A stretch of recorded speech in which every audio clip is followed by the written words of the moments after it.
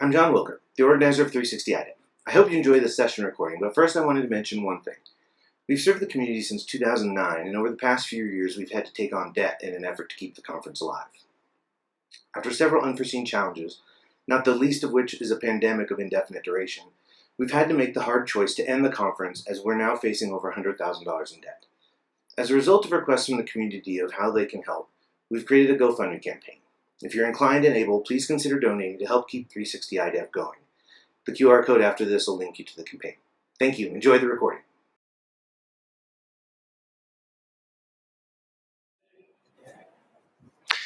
Okay, good afternoon, everybody.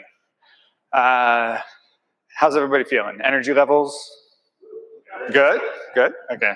I feel like I'm a little bit hot. Let me move this down a little bit.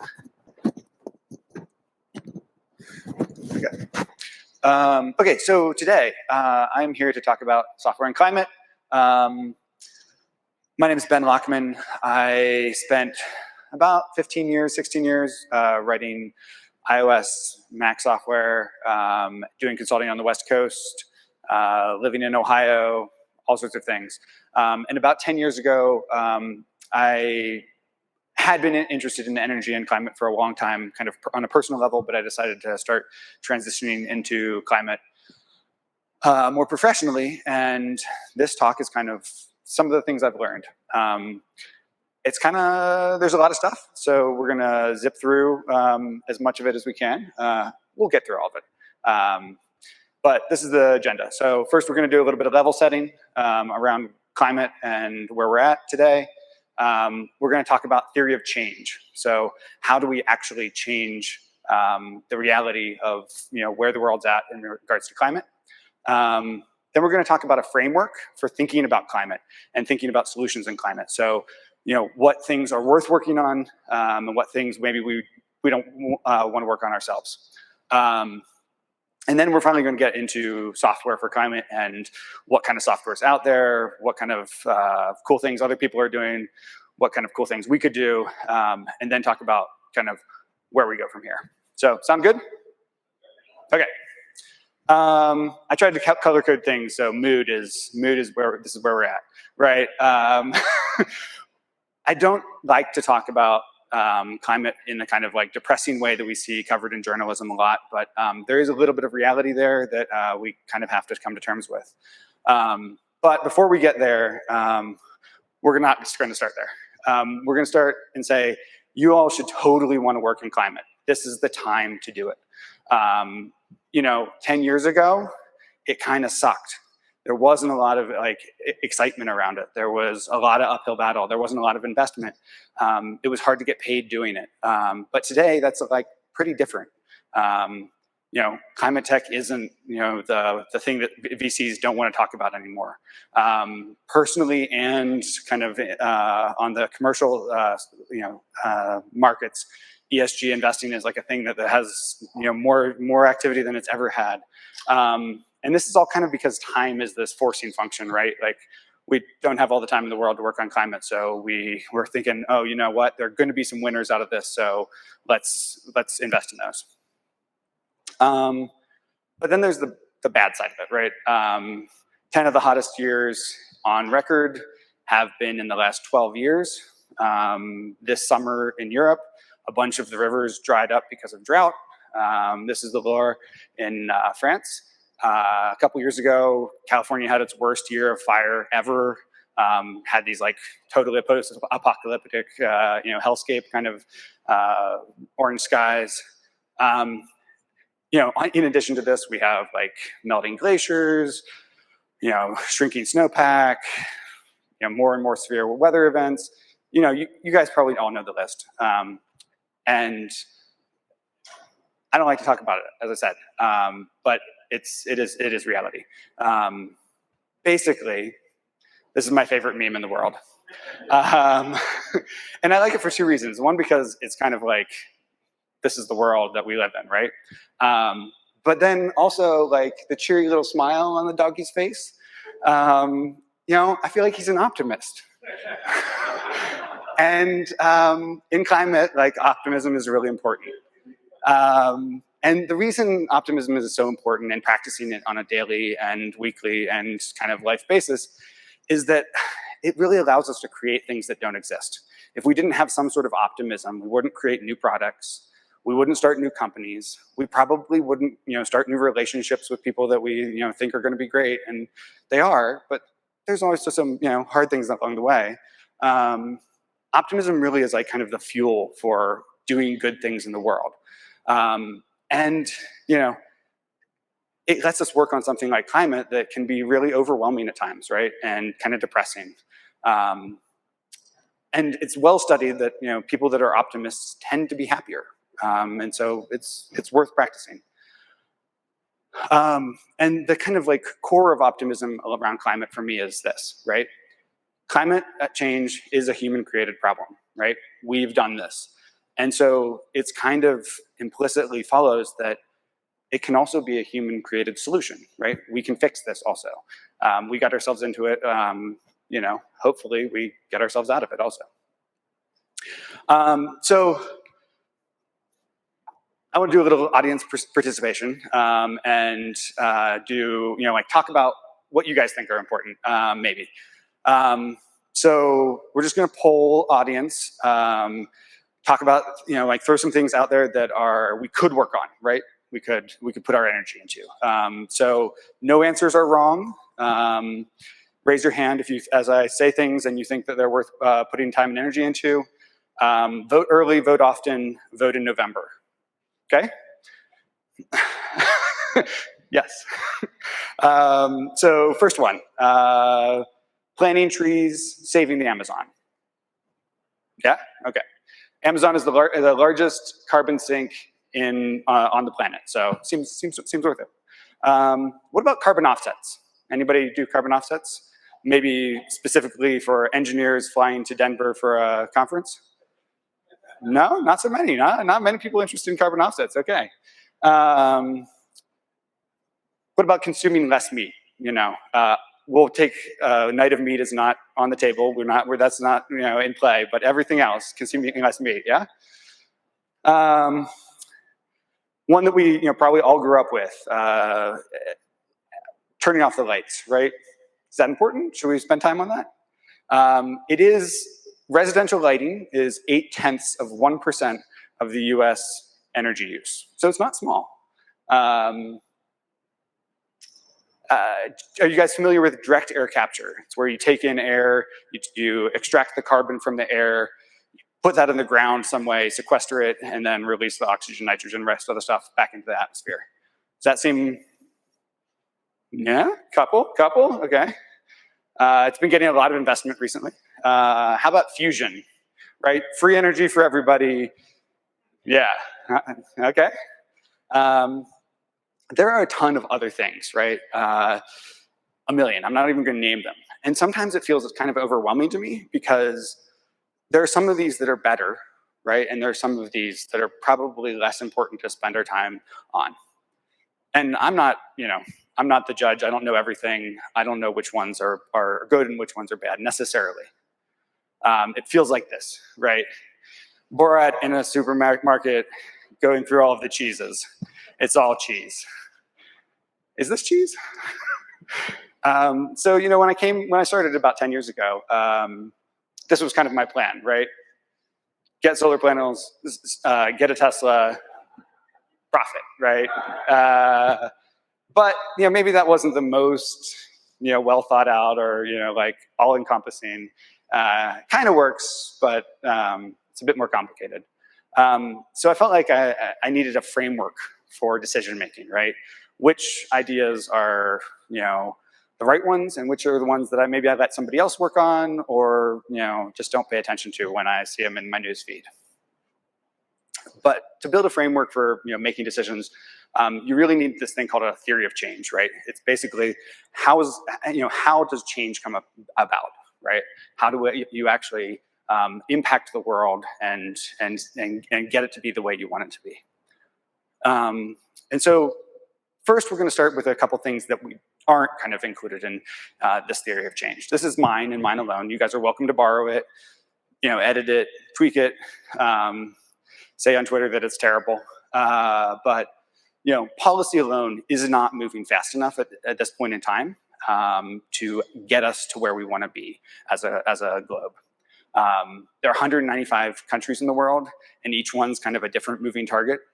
Here in the States, there are 50 plus states, there are 50 states, there are 50 plus regulatory environments.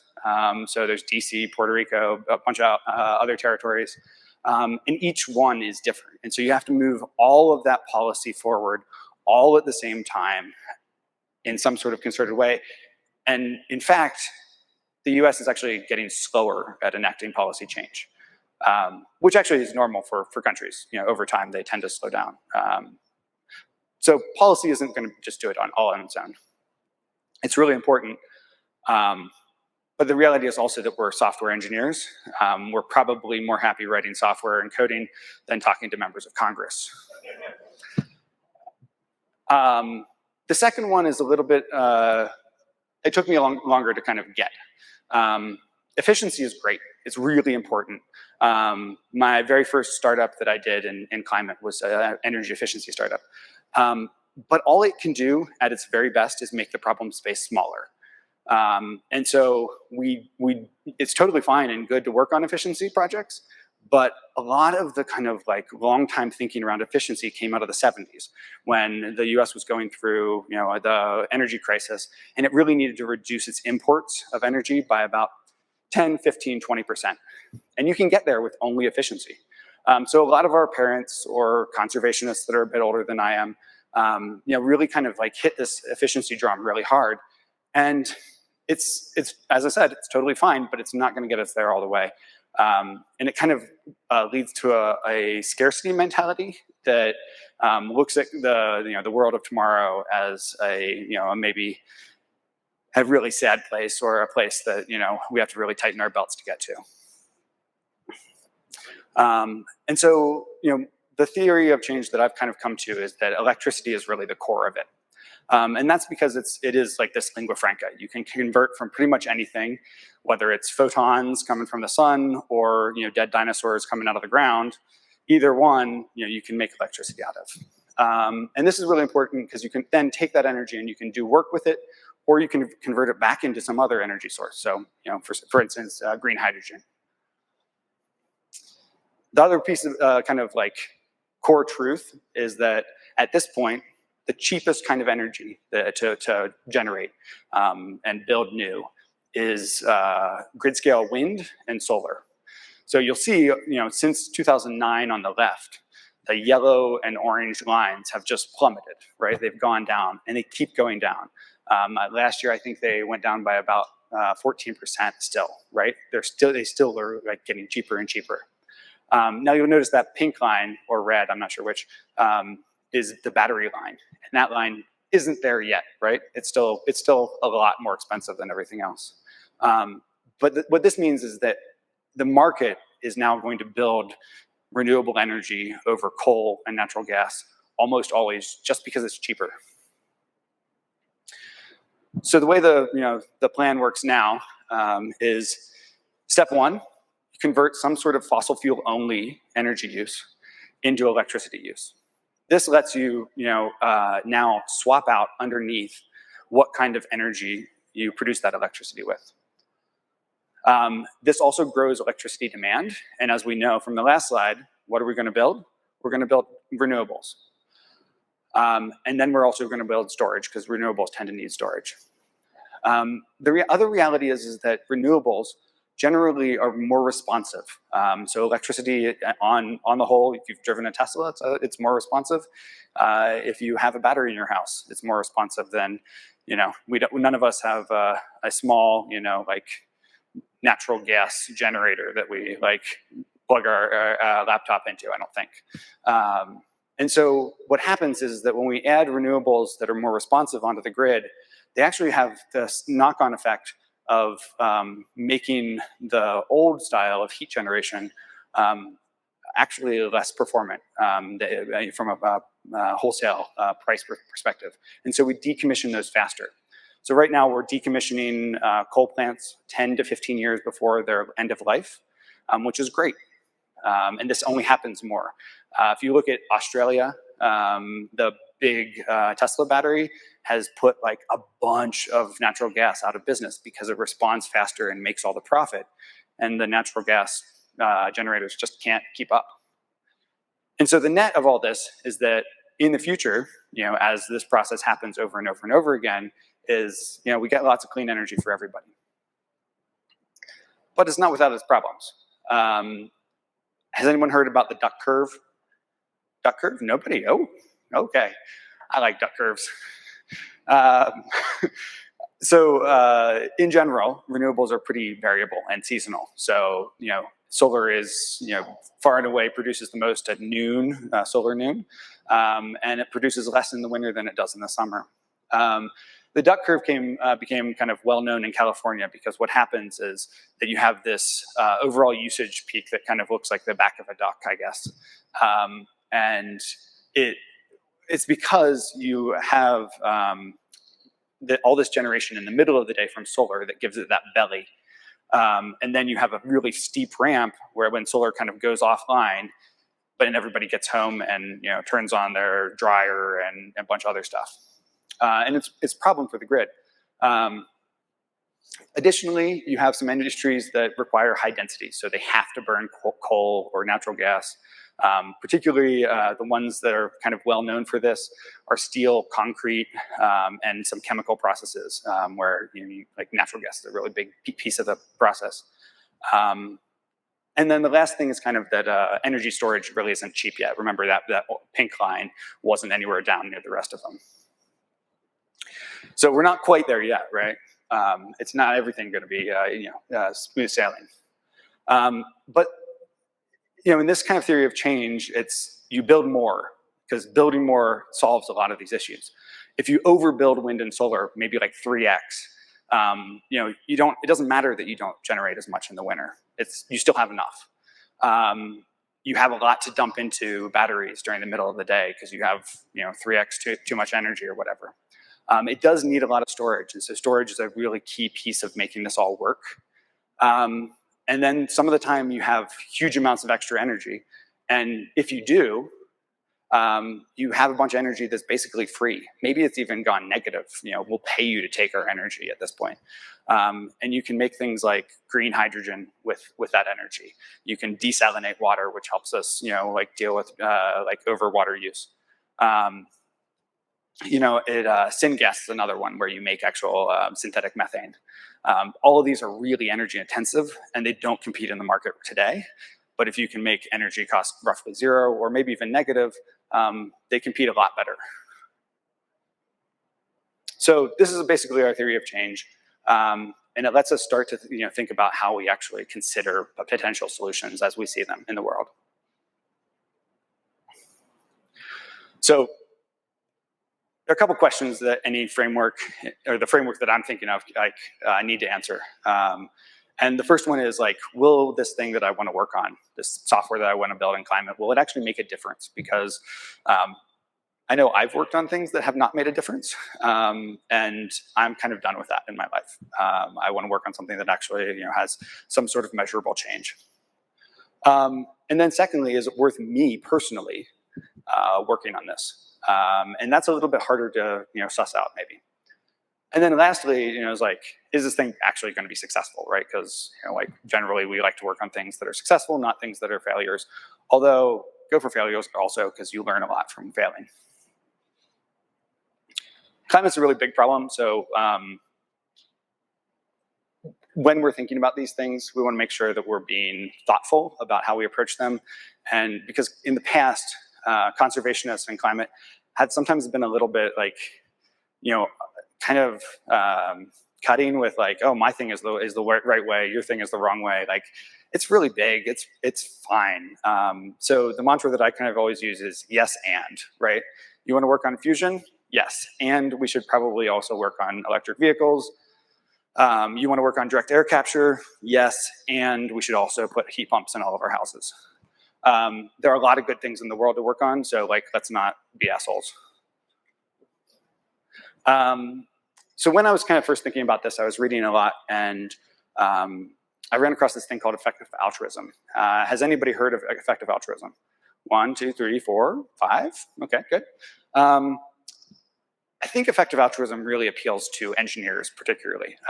It's a very kind of like logical and linear way of like approaching doing good. And, according to them, it's, really just trying to find the best way to help other people and then actually do it. So in effective altruism, first thing you kind of look at is like whether it's appropriate to you, right? You are at some point in your life, it's probably not time for a career change to heart surgery, right? So, like that kind of like narrows the things that you can work on. And then secondly, there's a lot of talk about like how likely is this thing to happen. Humans are really bad generally at like just gut feel. Is this thing going to happen or not? Like that's not a great and not like how what we're built to do. A great example of this is like say working on global pandemics.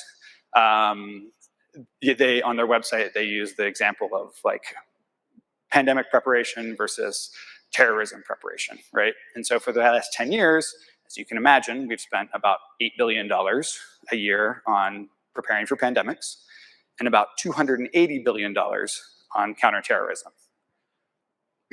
Not saying either of them is like good or bad, but while terrorism has killed about 500,000 people over the last 50 years, COVID, 21 million. Humans got that one wrong, right?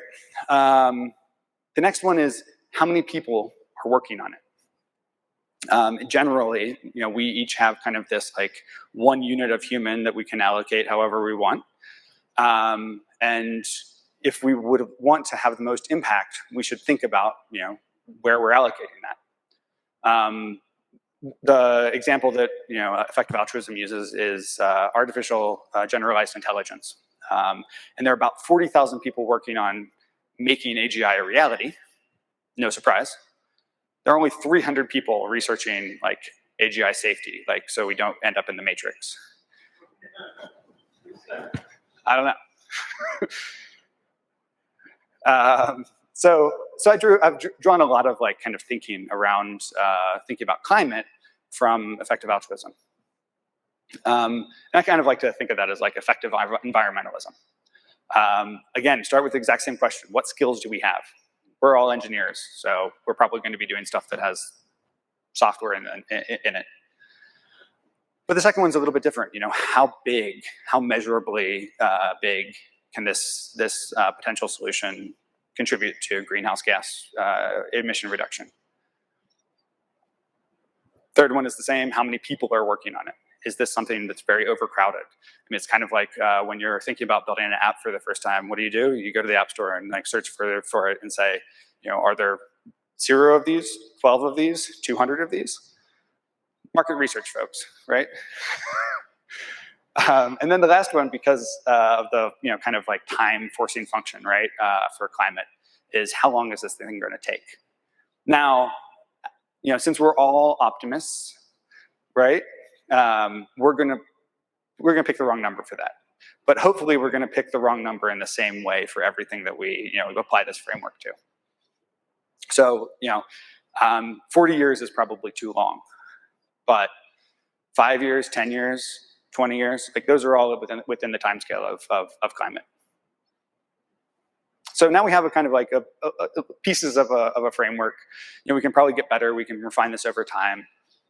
But we have some questions to ask when we're just first thinking about each one of these many disparate different things we can do in climate. So let's actually talk about software in climate. That's what we're here for, right? My first question was, is software going to do it, right? Or should I go back and get a mechanical engineering or a heart surgery degree?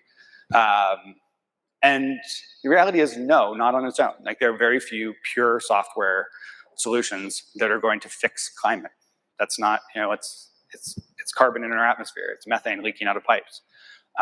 It has more physicality to it. But as we all know, software is exceptionally pervasive. Any technology pretty much has some sort of software component to it. So while we might not be, out there fixing the pipelines, we can still help. And so software for climate kind of falls into, when I think about it, it falls into 4 different big buckets. And kind of they progress, I would say, right? So first of all, we do analyzing, looking at something, how it impacts climate, maybe some monitoring to see how we're doing. That's been a really key thing that NASA has been part of for many years now, is just monitoring global climate change. Optimizing things to make the world better, and then enabling some of these more physical solutions. Anybody seen one of these before? It's called a Sinkey diagram. So analysis is a big piece of it. Looking at data and saying, making it more useful in some way. This is a Sinkey energy flow diagram that was developed by Other Lab. Other Lab is a think tank in San Francisco. And they do great work. This was with the Department of Energy. And it's probably the most detailed look at how the US uses energy and how the energy flows kind of from producers on the left through to end use on the right. Another one that I ran across recently is just called the climate game. This is, I kind of throw educating in along with analyzing, right? It's taking something about the world, analyzing it, and making it accessible to people. So the climate game is actually by the Financial Times, weirdly. Go Google it though. It takes about 20 minutes, 30 minutes to run through. You can do it more times if you want. But it lets you kind of think about policy and innovation and different choices that we as a globe have to make to kind of combat climate change. Another one would be home energy modeling, right? Where we look at like homes and how people use energy in homes and maybe model how we can change that.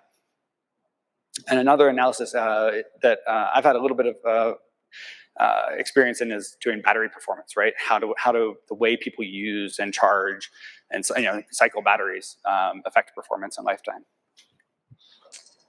Second kind of group is monitoring. I find monitoring super interesting. One of the ones that's been recently that I would have never guessed was have climate knock-on effects is indoor air quality.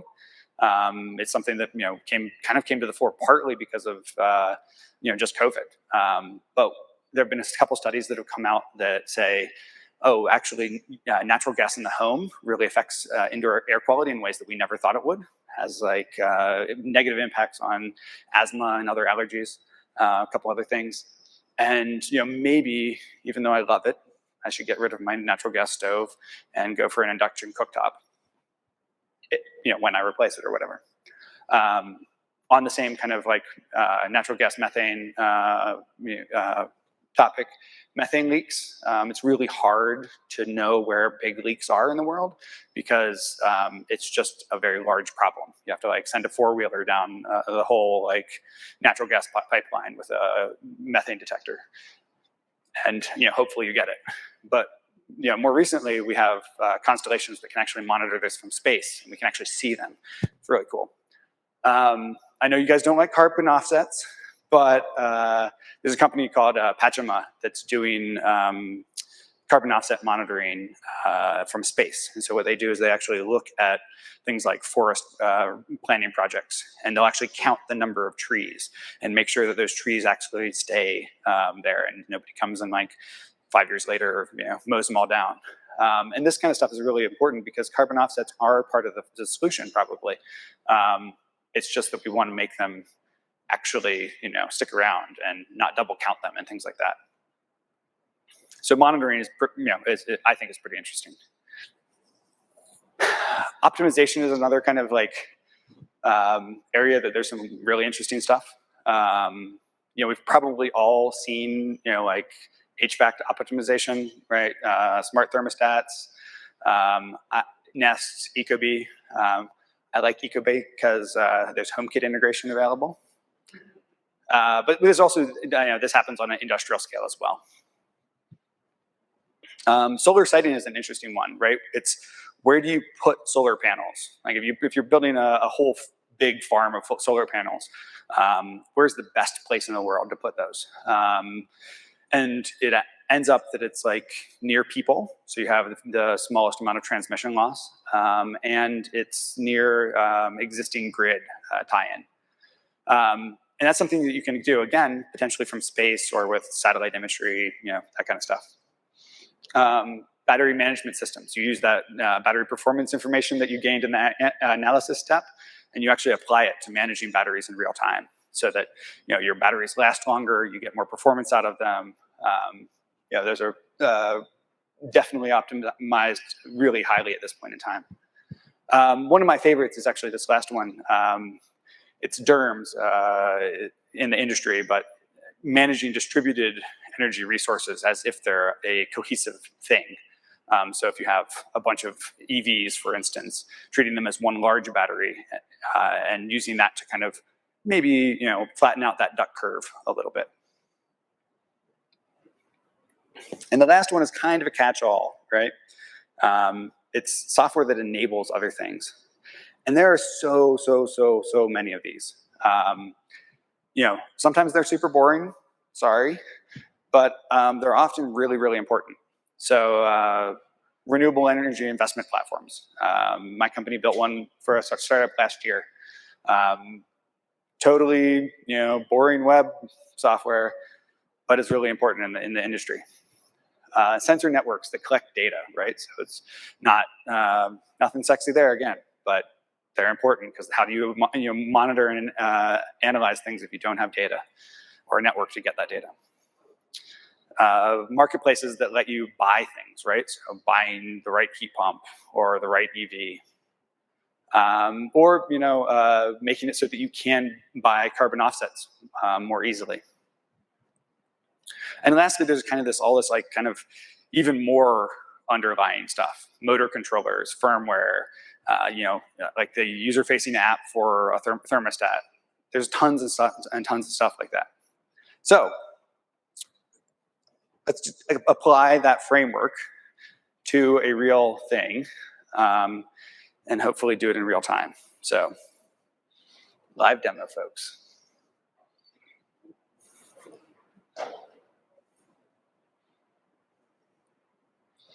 Okay, here we go. We'll start with the Sinkey diagram. So this is the live Sinkey from other lab. It's really overwhelming if you've never actually interacted with one, and it feels kind of like just a bunch of stuff. But the concept that I want to run through really quickly with you guys is residential heat pumps.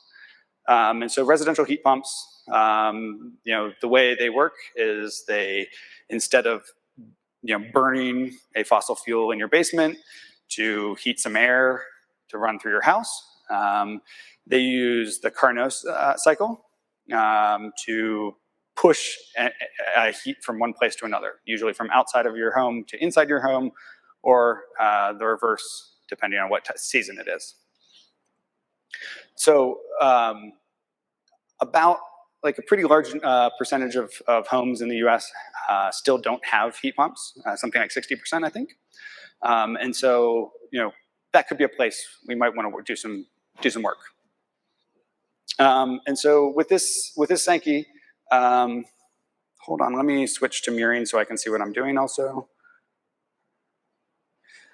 Okay. If we kind of look through this, it's color-coded for us. So the green stuff is residential. So it's really easy to kind of follow where residential energy flow happens. If we look down here even farther, we kind of get to these different types of homes. And if we go down a little bit farther, one more or two more columns along, we get to space heating.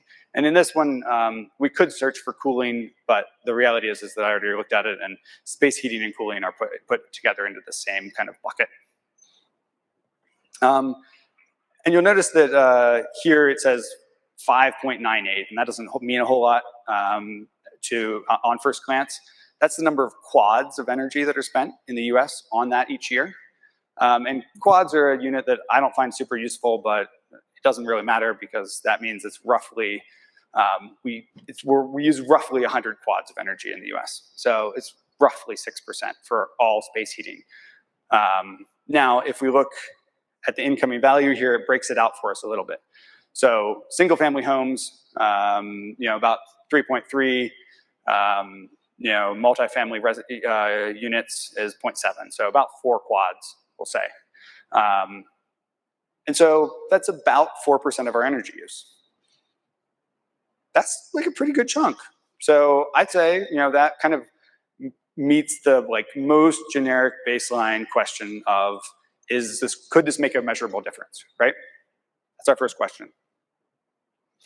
Our second question, does anyone remember what it was? I'm kind of forgetting. No, okay, we're good. So the second big question is really how many people are working on it? Is this something that's a crowded market or not? So one of the tools that I use for this, again, super basic. This is not like a really refined thing, but Crunchbase. So we can do a search for heat pump, which is what you see here, and we get back 229 hits. We don't even have to know because Crunchbase has a paywall, but we know that we got 229, right? So we can then compare that to say solar, right? 11,000. Not many people working on heat pumps. Let's do something. Let's do messaging, right? There are 22,000 companies working on messaging. So yeah, heat pumps aren't getting a lot of playtime. So one of us joining a heat pump company would probably make a measurable difference. Next question was time, right? So the question is is it going to be 20 years until we can all install a heat pump in our house, or can we do it tomorrow? And the reality is we can do it tomorrow. I actually already have one, so you guys can have one too, if you don't already. So heat pumps, for me, they check out. They check out as the kind of solution that I could be interested in. I could spend more time, looking at, are there companies that I'd like to join, get a job with? Are there products that I'd like to build that, might make it easier for other people to get heat pumps? It's just that first litmus test, right? Is this something that is worth more time? So that's kind of how I go through when I see new climate solutions that I'm not sure about or I haven't heard about, or I'm interested in maybe getting involved in. How I kind of look at it. Let's see here. Okay. Back to slides, maybe.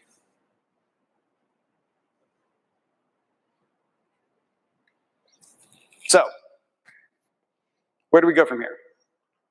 I would love to be you get a climate job, you get a climate job, you get a climate job. But it's sometimes a little more complicated than that. Often, things like a major kind of career or industry shift start personally. What can we do personally? I mentioned that the climate game. It's super simple. It takes 20 minutes. Go give it a play.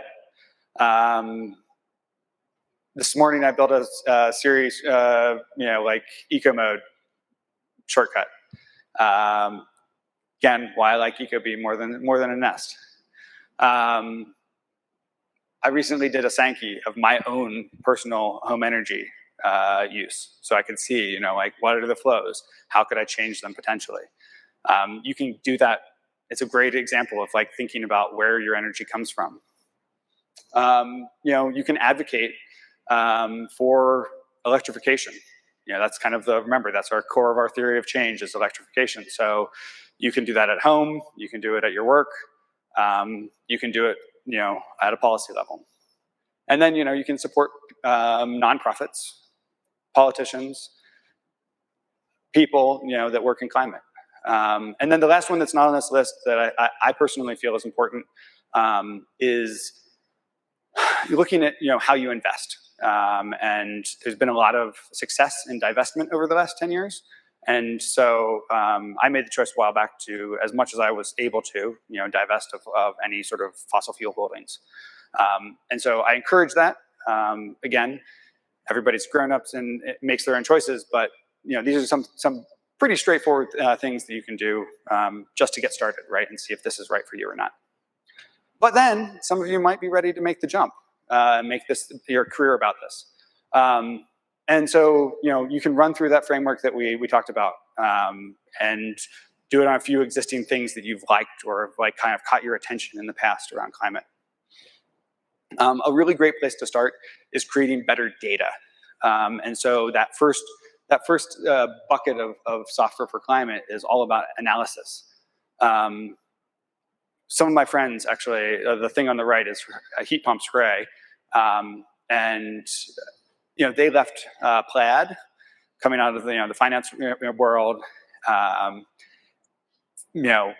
well-paying fintech jobs for sure, to work on heat pumps because they did that kind of analysis and they said heat pumps are where it's at.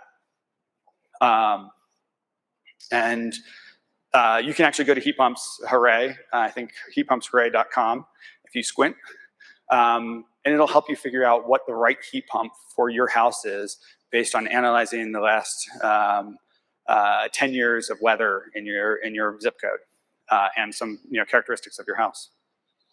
And then one of my favorite things that I've run across in the past year is a group called Work on Climate.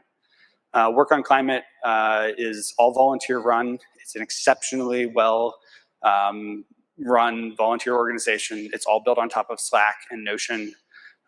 Engineers, it'll be like, we'll all be real happy there. And it's really just about helping people find jobs in climate and helping climate startups and other businesses that are doing good work in climate find people. So it's like very, very focused. And last, if you tend to be, if you're kind of entrepreneurial, start a company, create a product. And I can't, there are very few things that are more exciting than working on something that is very literally yours and are part of the solution. So, to kind of wrap this all up, I do really believe that what I said at the beginning, like you should all want to work on climate. And you should probably all want to do it for your careers as well, like I think, but because climate is kind of like it's the biggest problem we've ever had as a species. And it's this kind of like huge filler for our species. Can we overcome it or not? I think we can. I'm an optimist, but it's going to take a lot of people and a lot of kind of people coming together to work on new things. So if you want to work on climate, we should all be friends. And I spend a lot of my time talking with people about climate. I coach a bunch of climate startups. And so feel free to reach out if you are thinking about this, you have questions. I don't have all the answers, but I'm happy to talk about what they might be. You can hit me up on email, on Twitter. Yeah, and so I think let's go get it. Yeah.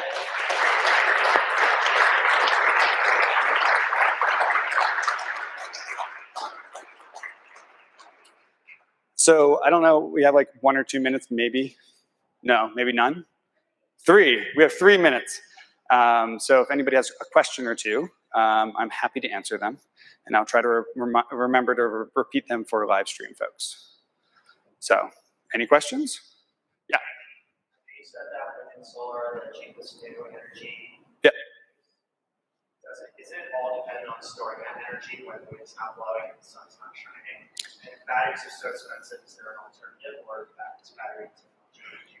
So a battery is getting cheaper really fast. I don't know if you saw the slope of that line. So it's definitely 20 to 30 years actually in development timeline behind wind and solar. So its learning rate for how fast it is improving is much higher, but it's not there yet. You're right. In addition to battery storage, there are a bunch of other kinds of storage. Pumped hydro is one that's been around forever. Pump water up into a reservoir. When you need energy, let it go down through a turbine. And all sorts of other versions of that. Another one that I like a lot is pumping air into a salt cave. You just pump a bunch of air in there, and then when you run it over a turbine when it comes out. So there are a bunch of other options. I think actually some of them are really good because they are a little bit longer term. than batteries. Batteries are good over 24 to 48 hours, but they're not great at 7 to 10 days. The problem of seasonality is a big one though, and that's why you need to overbuild so that your kind of like your low water mark is high enough that you have energy to dump into those storage mediums as you even during the winter, right? So yeah, the question was whether seasonality matters if you can just put production where it's the opposite side of the globe or whatever. Transmission is hard. With electricity, you lose transmission the farther it has to go. And so in general, the highest, like the optimal thing to do is generate energy exactly where you use it. Obviously, you can't do that 100% of the time, but if you can, the closer you can do it, the less energy loss you have. So I got a 0 in the back. Feel free to hit me up for the rest of the conference. I'll be around, and yeah, let's go fix the world.